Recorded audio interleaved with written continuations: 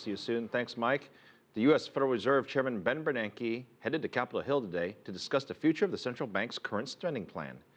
Economists are widely expected that Bernanke will say the Fed plans to stay the course. He signaled that there may be some changes, though, on the way. Rachelle Akuffo explains. Markets were buzzing with anticipation ahead of Fed Chairman Ben Bernanke's comments to the Joint Economic Committee. Despite moderate U.S. economic growth, the Fed signaled it's not ready to pull back on its stimulus measures. A premature tightening of monetary policy could lead interest rates to rise temporarily, but would also carry a substantial risk of slowing or ending the economic recovery and causing inflation to fall further. Inflation is still 1% below the Fed's 2% target. And despite improvements in the job market, economists still consider the U.S. unemployment levels weak overall. Bernanke said the monthly $85 billion bond buying scheme is offsetting those concerns by providing significant benefits to the economy.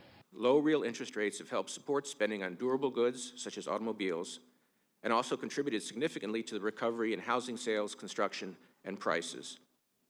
Higher prices of houses and other assets in turn have increased household wealth and consumer confidence, spurring consumer spending and contributing to gains in production and employment.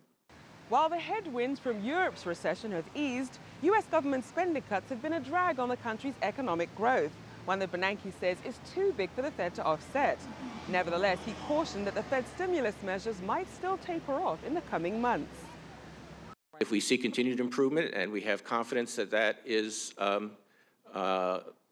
to be sustained, then we could, in the next few meetings, we could take a step down in our pace of purchases. In a separate statement, New York Federal Reserve Bank President Will Dudley indicated the economic climate was too uncertain to forecast how fast the stimulus measures can be tapered off.